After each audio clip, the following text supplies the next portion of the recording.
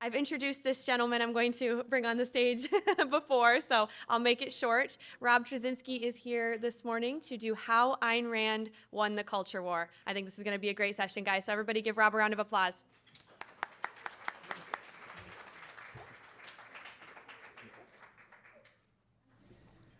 Hi, everyone. They finally let me do a session on aesthetics, so I'm very excited about this. I think we should do more of these. All right, so the title here, the sort of clickbaity title I put on this one was How Ayn Rand Won the Culture War. Let me see if I can get the images up here. Yeah, so there she is, enjoying her triumph of winning the culture war. So a lot of you are probably thinking, well, wait a minute. She won it? How did I not notice that? And yet you have noticed it. And I think specifically the people here in this audience, the victories that Ayn Rand won in the culture war are the reason you're all here. We do not have this movement, we do not have all these people here in this hall just because Ayn Rand wrote a book on the theory of concept formation, right? We're here because she wrote novels. She wrote these things that reached and inspired millions of people, tens of millions of people. And to get an idea of how this sort of victory in the culture war keeps going on, last fall, Silicon Valley venture capitalist Mark Andreessen, the guy who invented the web browser many, many moons ago, published a techno-optimist manifesto. And as part of that manifesto, he talks about here, we believe in the romance, I'll just read it here. We believe in the romance of technology, of industry, the eros of the train, the car, the electric light, the skyscraper. Now, who do you think he's been reading? What novels has this guy been influenced by? And later in the manifesto, there's a reference to John Galt, so we know exactly what he's been doing. All right, so that's and this is just last fall, so this is the continuing reverberation of what Ayn Rand did with those novels. And if you have any doubt that Ayn Rand won the culture war in this significant way, take a look at how people from other ideologies describe her impact. So I've heard over the years a common lament from the left. Why is there no liberal Atlas Shrugged? Now try to contain your amusement at that concept of a liberal Atlas Shrugged. I actually think there is one, but it's not what anybody thinks it is. But we can have that conversation later. But they have this sense that there is a gap, that we haven't done this. And conservatives generally don't have the sense to ask, why is there no conservative Atlas Shrugged? Or maybe they think Atlas Shrugged is conservative, which we can also have a conversation about. And yet conservatives are always lamenting that they're shut out of the culture. If they had a couple of novels like this that spread their worldview, that spread like wildfire by word of mouth, that were turned into big studio films, not a particularly great adaptation, but still it was a major event in the culture in 1949. And especially if they had novels or films that became particularly popular and almost a rite of passage among the young, they'd be crowing that they were winning and were soon about to take over completely, right? So this really pushes the question back to, what does it mean to win in the culture war? So most people can see the culture war right now. So the culture war has really become like the dominant thing in politics. I saw somebody going out interviewing people, young people at a conservative event, and asking them about taxes and economics and all the things that would have been the bread and butter of conservative advocacy 20 years ago. And they had no clue, they had no interest, but talk about the culture war and they've got lots of opinions, right? So culture war has become very dominant in our politics and in our culture right now. But most people conceive of the culture war in a way that gets it completely backward. They think that it's a war fought about culture, when it's actually a war fought with culture. And this is the real way Ayn Rand won the culture war. She won it by creating culture, by actually writing original new fiction, by creating art. All right. And this is radically different from the culture war as pretty much everybody else conceives it right now, which is to say that they fight it by criticizing culture without creating it. So on the left, for example, you get, they finding authors and actors and movies to be problematic and trying to get them canceled. So, J.K. Rowling creates the Harry Potter stories. Everybody loves them. She says something politically incorrect, and then suddenly she becomes she who must not be named. But on the right, you have these endless complaints about, the casting of the latest Star Wars show, or who did they pick as the Little Mermaid in the Disney reboot, and complaining about all of that. but they have nothing of value that they're creating themselves, nothing to embody their own worldview and show people why they ought to be inspired by it. So you cannot criticize or boycott or cancel or scold your way into a cultural golden age. Creating a new and better culture is not a subtractive process, it's a creative one. Now, to understand this today, I'm going to sort of do a very brief overview of Ayn Rand's view of art and why it has the tremendous power it does. I mean, power not just personally in the individual's need for inspiration, but also culturally for society as a whole. But as an illustration, to sort of ground this in observation, what I want to do is I'm going to start with a few scenes from a much older culture war.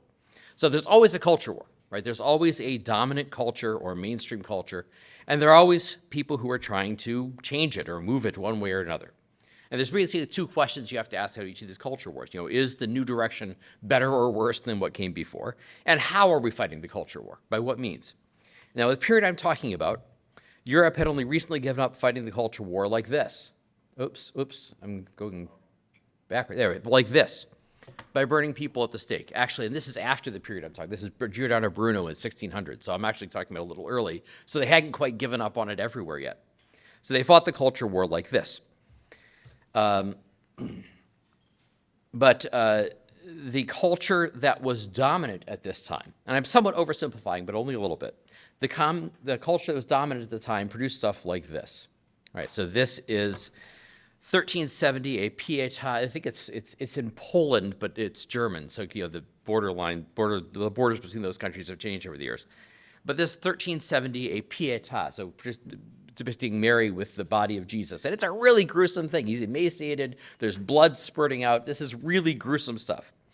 Or similarly, this is this one from Albert Boots in the Netherlands, somewhere in the late 1400s. You know, there's a guy named Joel Osteen, who's like the head of one of the biggest mega churches in Texas, and he says, you know, he does all this stuff about how if you follow Christ, you can live your best life now. Well, you know, back then that wasn't the style of Christianity back then. This is Jesus portrayed living his worst life then. But there was a whole commonplace genre at the time of what's called the man of sorrows, often Christ. And it's this portrayal of a theme of complete human suffering, right? He is really hating life right now. All right, so at about this same time, actually just a few years earlier than this, they were beginning to create some very different art with very different themes down in Italy in the city of Florence. So around 1440, Donatello creates this. Anybody know what the subject matter of this is? Anybody recognize this? It's David, right? And the reason we would know it's David, you know, this is a culture where everybody's read their Bible, they know the biblical references. The reason we know this is David is it's a young boy, and what we might not get today is at the time Donatello created this, the hat he's wearing would have been recognized as a shepherd's hat, right? So this is a shepherd boy. He's carrying this big, oversized sword, too big for him. And what's at his feet? It's a head. It's a severed head it is a large head. It's a severed head of a large warrior wearing a helmet and an armor, right? So this is why we'd recognize this is the biblical story of David and Goliath, right? So Goliath is the champion of the Philistines. He comes out and says, send one of the Hebrews out to fight me. But he's like 8.5 feet tall. Everybody's terrified. Nobody wants to step forward. David is a shepherd boy. He's actually there bringing lunch to his older brother, who's in the army. And he says, well, I'll do it. And he has his sling, and he whips around this sling, hits Goliath right between the eyes, falls down dead. He cuts off his head, and that's what we're seeing here, right? So it's this idea of this young shepherd boy taking on this seemingly over impossible odds and winning. It's a common theme. All right, so a question I asked is the details of this. So how old would you say this kid is? Right, just judging from the musculature and the overall appearance, how old would you peg him at being? Anybody have a thought? 16, 14, 15, 16. I think that's a little old. I think this is, the musculature is not very well developed. I put this more like 10. Right, and you're going to see this, I think, a little bit better when I contrast it to the next one. All right, so this is fairly young, and there's kind of a softness to the pose, right? But to contrast that to this is 1440, 1475. You get this from Andrea del Verrocchio. Now this, look at the musculature on this kid. How old is this kid? Right? He's clearly, there's a thing happens to boys in adolescence that they start to develop that natural musculature. And, this kid's pretty fit, pretty wiry. He's still small. He's still not fully fleshed out. So I would put him like, early teens, like 12, 14, somewhere in there. Maybe a little older. You could go one way or the other on that. But notice also, does this kid have a problem with self-esteem? Does he have a problem with confidence? Right, exactly. The hand on the hip, you've probably seen a kid doing this. If you're lucky, you've had a kid who does this. So this is this pose plays not just confidence, but like a cockiness. Like, look at me, I just cut off Goliath's head. Because he's also got the head at the feet, as you can see that. It became a common thing. All right, so then this is about 35 years. Wait another 30 years, 1504, we get this one. Now, I assume people recognize this, right? This is Michelangelo's David. But, it's just one generation after the Verrocchio David. And so if you were to ask, how old is this guy? Now, I don't say boy, I say this guy, right? Because this is, how old is he? Late 20s. Yeah, 18, 20, somewhere in there, because he's not really fully, he hasn't fleshed out as fully as we generally do when we get older, in more ways than one. So you can see his shoulders could get bigger, his chest could get fleshed out a little bit more. He's very thin, still the thinness of youth, alas. And but he is a young man, right? He's a fully grown. He's not going to get. He's a fully grown young man. He's fully developed. He's strong. He's athletic. Now notice he also has. What about this pose? Is this a confident pose? Right. This is the contrapposto pose that they call it, where you have sort of the weight on one foot and the hips, and then the shoulder going the other way. This is a very confident sort of pose that you are ready for action. You are confident you're going to succeed. Now the thing you don't necessarily see from this, you can see a little bit here, is his eyes actually have a look of fear in them. Like he's terrified because Goliath is 8.5 feet tall. He's this giant guy. Of course, you'd naturally be afraid. There's fear, but there's also the brow is sort of set with determination, and then there's confidence in the pose. So it's like fear, determination, and confidence all together, and that gives you this sense that okay, Goliath is terrifying, but I can take this guy. All right. Now let's go to one last one, and I purposely skipped. These are all in Florence within not too many years of each other. Let's skip to one last one because we're going a little farther forward, and we're going to Rome. And there's a point to that, which I'll get back to in a bit, which is we have this one. This is David by Gian Lorenzo Bernini. And this is very Bernini because Bernini always says the art of sculpture had progressed to a very high technical level, and he was particularly good at doing figures that are twisting and turning. And he loved to do that. So this now, what age would you guess for this person? Yeah, I put him like 25. And the Olympics are beginning today in Paris. And you go to the Olympics, you're going to find a lot of guys who look like this, right? He's fully grown, fully fleshed out in the chest and the shoulders. He's muscular. He's athletic. He's a top-level, world-class athlete. But also look at his face. Right, it's not fear. There's sort of a subtlety to David, to the Michelangelo David. There's sort of fear and determination. This guy's face is, he's got his teeth gritted. He's in the process of getting that sling wound back, and he's going to kill a guy, and he's in this winding, twisting pose that Bernini loved to do. So this is someone who is at a much, much higher level of sort of power and vigor and physical capability. So if you put all this together, by the way, so I want to mention something here. You put all this together, I'm going to do this. I got all four of them here. So one thing I want to mention is there's an ambivalence in choosing David versus Goliath as a subject matter because there are two different interpretations people have taken of it. One of the interpretations is, well, look, David is a shepherd boy. He's small. He's weak. If he could defeat this giant Goliath, it's only with the help of God. And so the story of David really about how humans are weak and we need the help of God. The other interpretation is David's strong, he's courageous, he's ingenious. He realizes that Goliath isn't ready to defend against a sling, a rock thrown at him from a sling. So it's really about the power that David has to be able to overcome this obstacle. And you can see how that theme works out in here, that we have a David that starts 1440. He's a young kid, kind of soft and not very muscularly developed. Oh, this sword is way too big for him. And he grows in strength and power. So David really is a subject where you're saying something about the power of man, the power of human beings. You see this growing assessment of that power. The succession of sculptures over less than 200 years, and really just 60 years between the first three, you can literally see the growth in stature and power and maturity that's being attributed to man.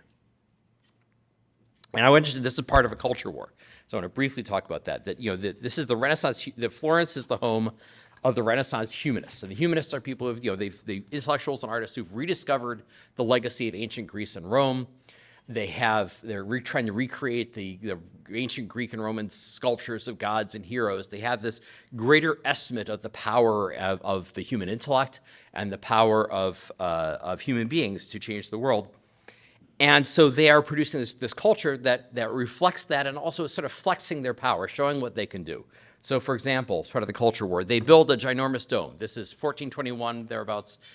This is Filippo Brunelleschi, the architect, designs this dome for the Florence Cathedral. And the important thing is it uses a structural technique that was totally new, invented by him, and the width of that dome is just slightly bigger than the Pantheon in Rome, which is the biggest dome created in the ancient world.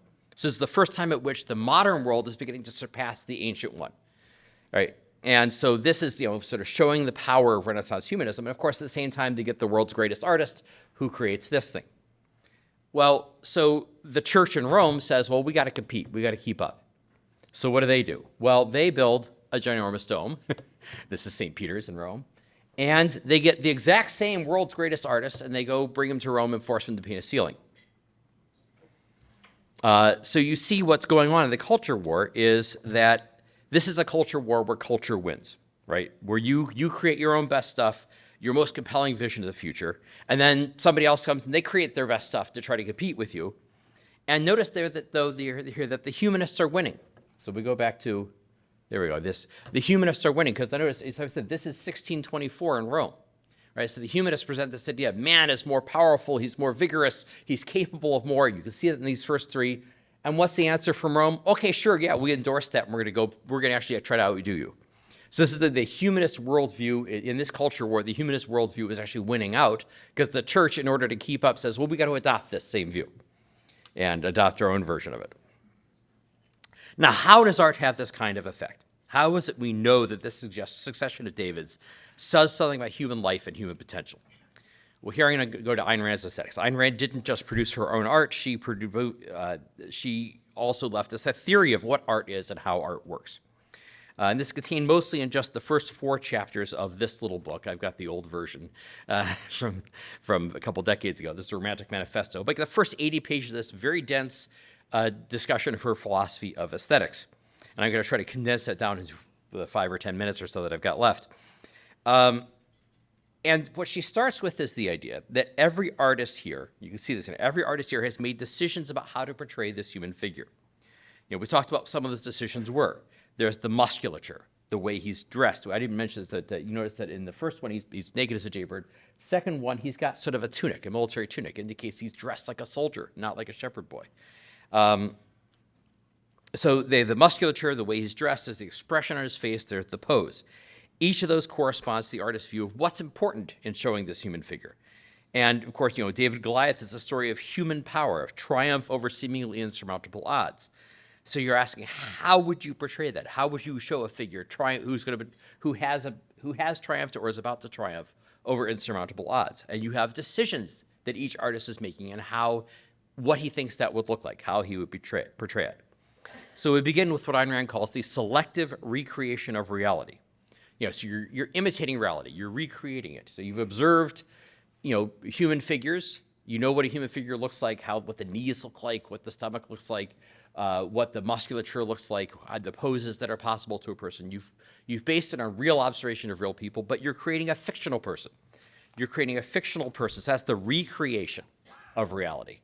And it's selective. You could go one way or another on each of the little details that you put in. And these variations show all the range of choices you could do, not to mention contrasting this then to the Christ as the man of sorrows images I showed you earlier. I won't go back to those because you don't deserve to be punished like that.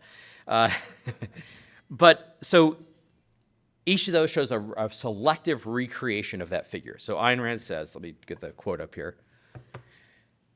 By a selective recreation, art isolates and integrates those aspects of reality which represent man's fundamental view of himself and existence. Out of the countless number of concretes, single, disorganized, and seemingly contradictory attributes, actions, and entities, an artist isolates the things he regards as metaphysically essential and integrates them into a single new concrete that represents an embodied abstraction. Now, the key concept here is the embodied abstraction. So it's a concrete thing. It's a sculpture of a person. So it's a very concrete thing, but it embodies in that concrete thing reflects in some way an abstract view. So let's talk about the abstraction element of this. So man is a conceptual being in Ayn Rand's view. That we have these brains capable of making abstract conclusions, drawing generalizations from our observation of the world, and we're constantly doing that. We constantly need to be doing that. And before we draw generalizations and abstractions explicitly, by thinking about philosophy, we're doing it implicitly. And that's true, of the individual, and it's true of a culture as a whole. Like the individual, when you're growing up as a kid, right, you are not reading philosophy at age 7. You're not capable of, that's too high of abstraction. You haven't progressed mentally to the point where you can take that on. But yet you are still at that age. You're making certain conclusions about, what are people like? What is the world like? What's possible to me? What are my options in life? And you're doing that before you have the words to name it. And a culture does that as well. Human culture, civilization goes back 10,000 years. Human beings go back tens of thousands of years before that. And before the birth of philosophy in ancient Greece, where we could have names for this and talk about these ideas, before that, we were still already creating art. We were already creating art that reflects certain views of what the world is like. So we're constantly drawing these conclusions, but we're doing it before we have the words to name it. We hold it as a series of associations we experience on the emotional level, and that's what Ayn Rand calls a sense of life. Next quote here. A sense of life, she writes, is a preconceptual equivalent to metaphysics, an emotional, subconsciously integrated appraisal of man and of existence.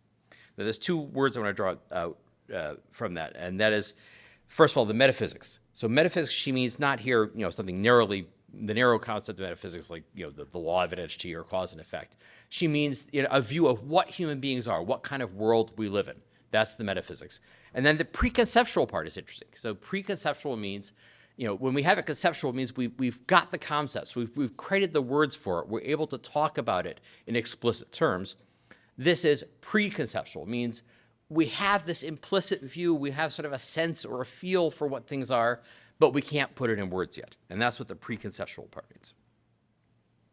And she describes, if you were to in colloquial terms, if you were to describe what a sense of life is, you would say, this is life as I see it, or this is what life means to me. Now, if a sense of life is preconceptual and subconscious, does that mean it's inferior to explicit philosophy?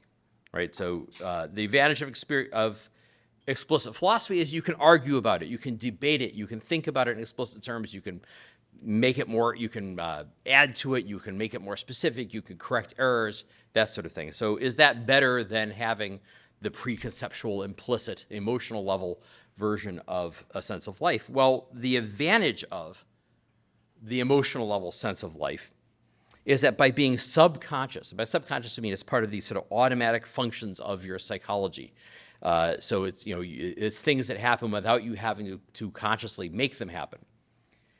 The fact that it's subconscious gives it a special power. The key aspect of art is that it makes abstract issues available in a way that's concrete, immediate, and automatic. And that's what she describes as the psychoepistemological function of art. Now, psychoepistemology is one of her, Ayn Rand writes about philosophy in a way I love, which is she uses plain English, and she doesn't use a lot of jargon. This is one of the few pieces of jargon she uses, is psychoepistemology, but it basically means psychology and epistemology put together. Epistemology is how do you think, and then the psychology part is, well, what about the subconscious automatic functions that relate to your thinking? What are your habits of thinking, your habitual and automatic ways of thinking, things that you've automatized? And so when she talks about the psychoepistemological function of art, she says, Oh, wait, do I not have? Okay, I have a quote here that I don't have on the slide. She said, art brings man's concepts to the perceptual level of his consciousness and allows him to grasp them directly as if they were percepts. Now, that's what she means by an embodied abstraction. So the selective choice by the artist creates a concrete thing, a sculpture, a painting, that's stylized to represent an abstract view of the world. But because that abstract view emerges from the details, it affects us directly. We're not necessarily told what the message is supposed to be. We don't have to be told the message. The message gets through nonetheless. And that's the power and the importance of art. And that leads to what she's regarded as sort of the practical role of art. And she described it as the fuel and the model. Now, fuel and the model are two analogies she uses, and I'm going to talk about what they mean. So the model part, she describes art as a model builder. This is in contrast to moral philosophies. Moral philosophy built a theory telling you how you should live, what you should be doing. But art is the model builder. It builds a model to show concretely, here's who and what you could be. So she has this idea, man needs an image in whose likeness he will reshape his world and himself. Reshape the world and himself. And art gives him that image. It gives him the experience of seeing the full, immediate, concrete reality of distant goals. Now, in doing that, though, it also provides fuel. And by fuel, she means motivation. The model shows you what that life and people can be a certain way. Here's what that would look like. But the fuel means the incentive to make that happen. And the incentive is the pleasure, the joy of seeing that result, of thinking, wow, wouldn't it be great if the world could be that way? So she describes in this, I think I have this is the next slide. Yeah. That he needs a moment, an hour, or some period of time in which he can experience the sense of his completed task, the sense of living in a universe where his values have been successfully achieved. Art gives him that fuel, the pleasure of contemplating the objectified reality of one's own sense of life is the pleasure of feeling what it would be like to live in one's ideal world. So it's this pleasure, the joy that you see, and wow, life could be like this, that gives you the fuel then to go out and do that, to make the world the way you want it to be. And so she describes it, the way I would sum it up in sort of colloquial terms is that what art gives you is a sense of the world could be like that, I could be like that, I could live like that. It gives you a goal to aim for and the motivation for it at the same time. Now, I want to just briefly, with a couple minutes I have left, talk about a couple of examples of that. I'm going to go over these incredibly briefly, but just to give you a sense of it, because we've had the Davids, I want to give you a little more wider variety. So if you say the world could be like that, you might get something, think of something like this. This is a shout out to Stephen Hicks, because if you've seen some of the videos we do online, when Stephen's go from his office, he always has this hanging on the wall in the back. This is Caspar David Friedrich is the painter, and it's called Wanderer Above the Sea of Fog from 1818. He was a German romantic. Caspar David Friedrich was German romantic, and they believe in high drama, Sturm und Drang, storm and stress. And they could go either way on that. So some of Caspar David Friedrich's other works are very malevolent. There's one that shows a ship trapped in Arctic ice, and the ice is coming up and it's crushing the ship, right? And this is highly dramatic like this, but it's also very much man is doomed in a hostile world kind of thing. But this one has a different feel to it. Actually, he painted this. He'd just gotten married when he painted this. He was a young man. This is an area of Germany where the mountainous area of, I think, on the border with Austria. And this has a little bit a different sense, because what would you think about this background? What are the words that come to mind, descriptions? Right, this is a normal, tame, day on the beach. Right, this is a very dramatic background. There's high peaks and these valleys that disappear in the mist. There's high drama to this. Now, there's high drama, and it's this high, inaccessible place. But at the same time, does this guy look like he's distressed? Does he look like he's in trouble? Does he look like he had to fight his way up and barely made it? All right, he looks calm. All we can see is from the back, but there's a calm confidence to his stance. Like he's in control, he's safe, he knows what he's doing. Right, so this is somebody doing something difficult and unusual, going to a highly dramatic place, but having that sense of calm and control.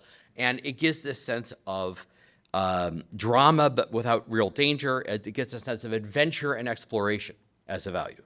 So it says the world could be like this. This is an example of that.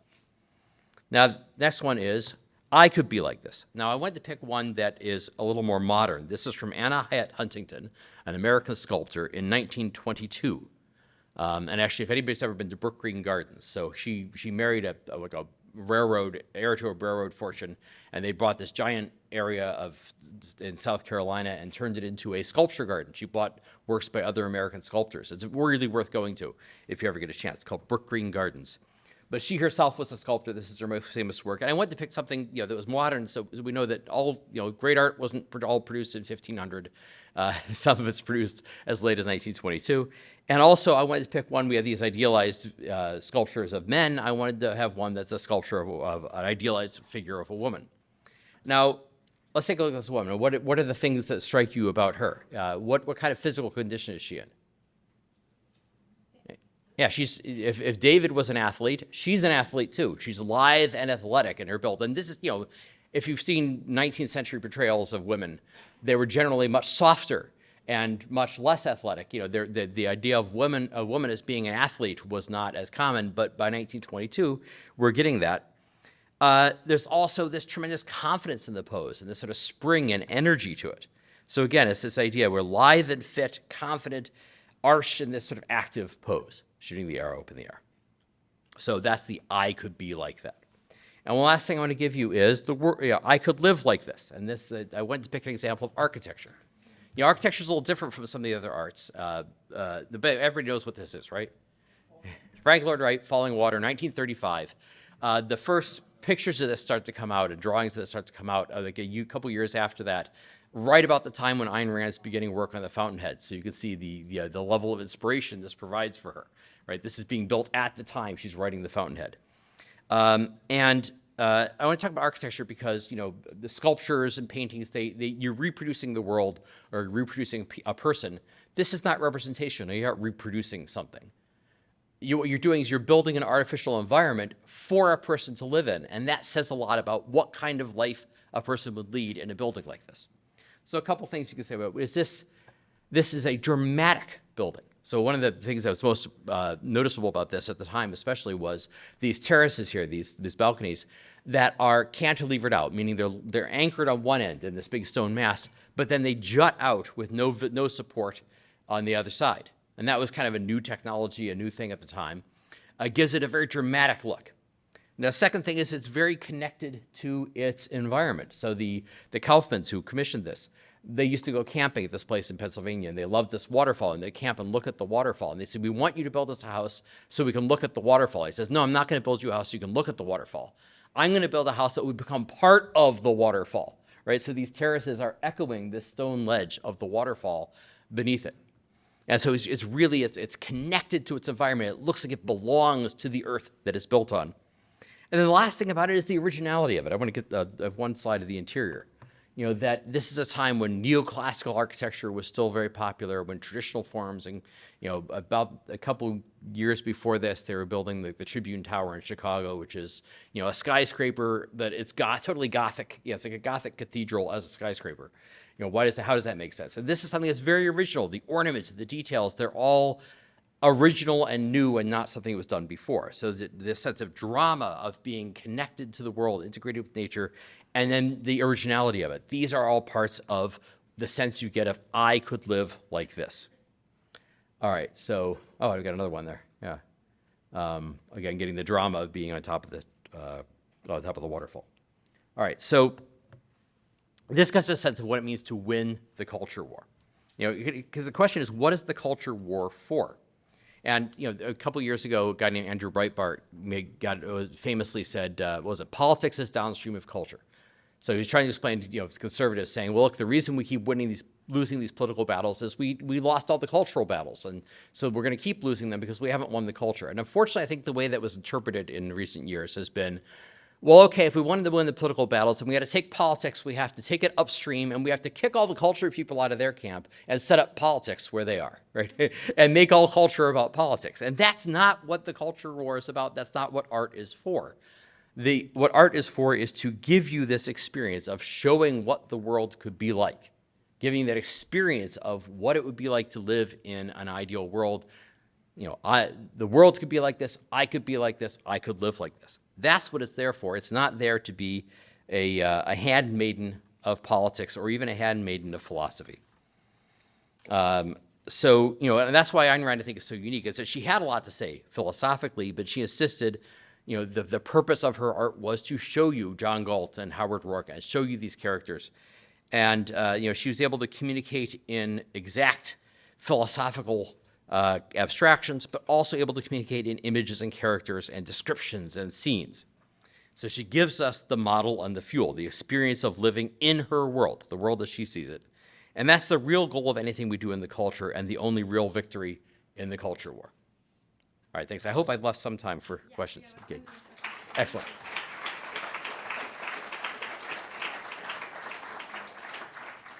Please raise your hand if you'd like to ask a question.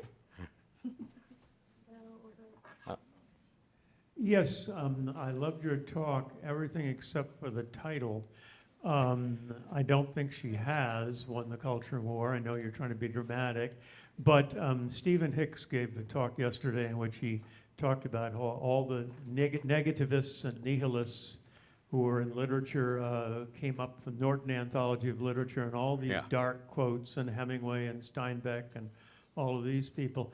And quantity matters, quality matters, but quantity matters. And, for every, 15 or 20 objectivists in academia who are getting inspired by Ayn Rand and maybe wanting to be artists, it would seem that there's probably 10,000 of them, although the number of people in the liberal arts is dwindling, who are getting this negativity. So how can you say she won the Cold War? Culture war. Culture war. She won the Cold War, definitely, because we know that was won. Now, and she did have an impact on it, actually. But what I would say is that, so this is my clickbaity headline. So, but it's not that by saying she won the culture war, I'm saying not that it was a total, complete victory, because she's only one person. We could win this if we had more people doing what she did. But I want to say that she won victories. Key victories, and victories, like I said, that are still persisting to this day. But if you want gloom and doom, I can give that to you, because there is a lot of the biggest trend right now is taking all of your favorite heroic fiction and making a dark version of it, right? So Game of Thrones is Tolkien, but everybody's rotten, right? Or what's another? I'm trying to think of examples. They did. There's a show called The Expanse on Amazon Prime. It's a science fiction show, and it's basically I came across it after reading this book by Isaac Asimov and Robert McCall. He did these wonderful space illustrations back in the day, and it's this wonderful book from 1970 or so depicting how man could we could colonize the moon, and we could colonize the asteroids, and we could colonize the moons of Jupiter, and all this amazing things we could do in space exploration. The Expanse is a science fiction show that's basically exactly that viewpoint, but everything's gritty and awful and people are at war with each other, right? So it's like, what if we did this amazing thing projected by Isaac Asimov as this optimistic future, but we made it crappy? and that's sort of you can multiply these examples endlessly, that's sort of the major one of the other things is take superheroes, the superhero genre, and then make a version of it in which the superheroes are bad guys. The Boys is the one that's on Amazon, but before that there was Watchmen, for those who know that. So that was this idea of, so take everything that's heroic and positive and let's do a dark, gritty version of it. So that is definitely a trend. On the other hand, there's some really good things that get made. I'm a particular fan of the movie The Martian, the book and the movie from a few years back. Yeah, somebody's clapping there. And I think it's a very particularly Ayn Randy kind of portrayal, because it's really about a guy, there's no villain in it. It's just merely man versus Mars, and it's about this guy using ingenuity and using intelligence, and using his knowledge of science and engineering to survive. And that's the subject matter: isn't human ingenuity amazing? Right? So there are stuff like that still gets produced, and not by objectivists. I mean, that's Ridley Scott. Anybody else? Anything over here? I think we have one over here.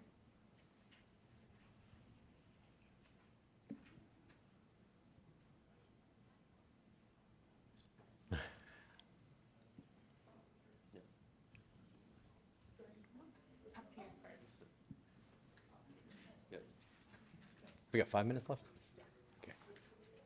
It's working. I'm just trying to understand the other side, the negativity. Yeah. So there's,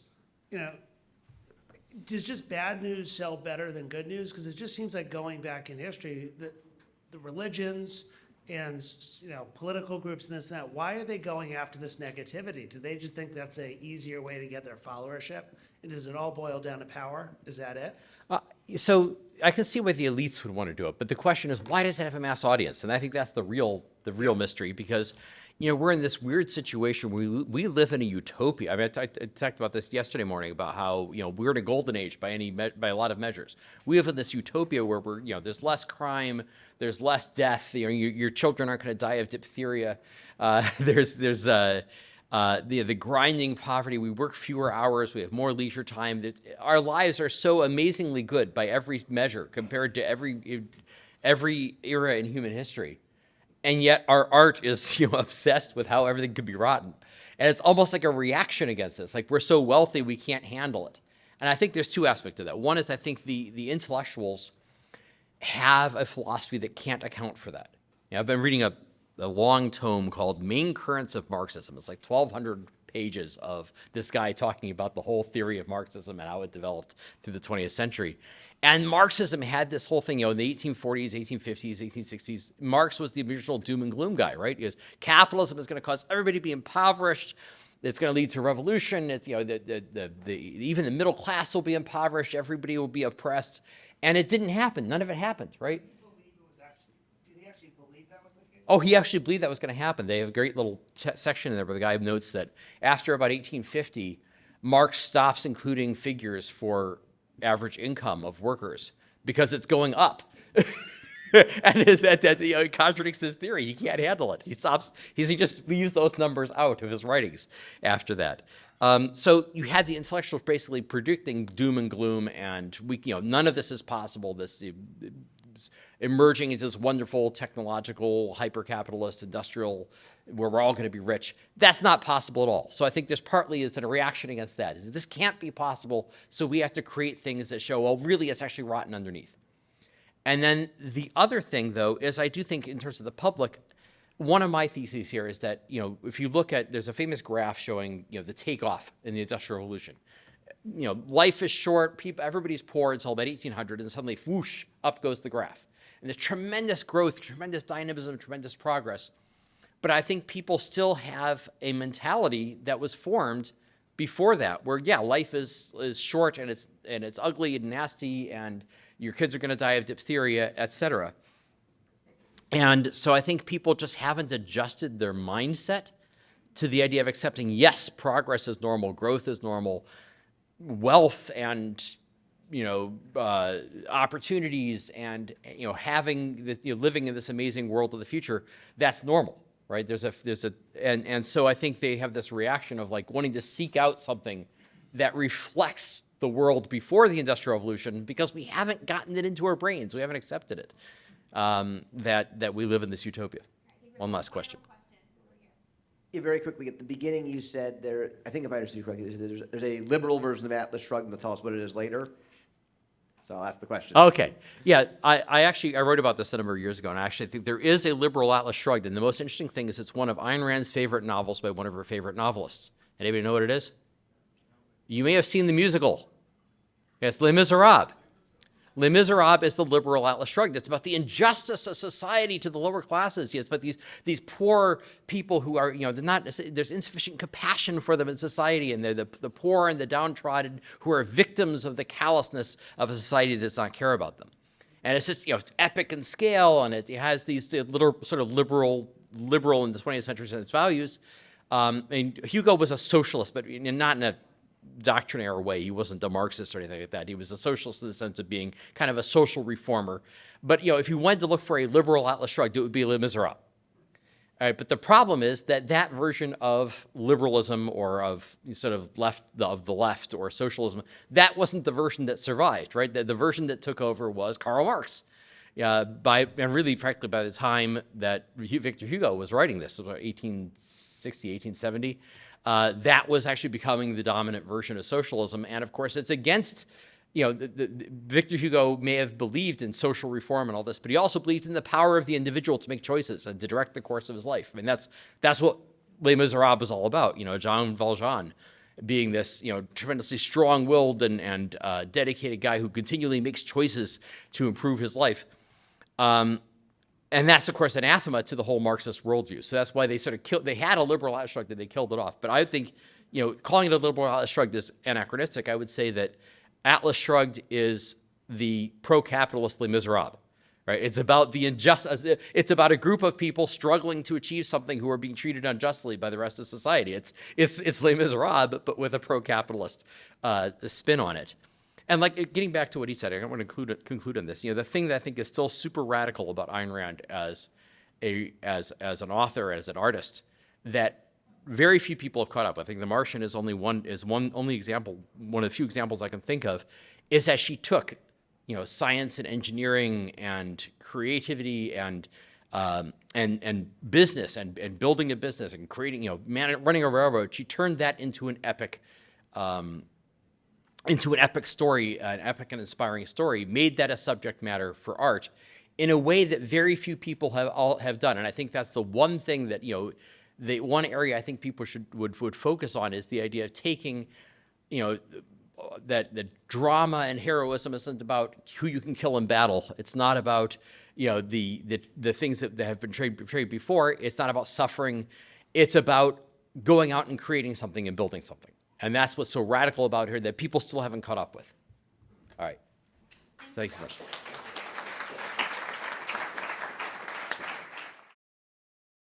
Thanks for watching. Don't forget to hit that subscribe button because we have got some insane videos coming up and we wouldn't want you to miss them.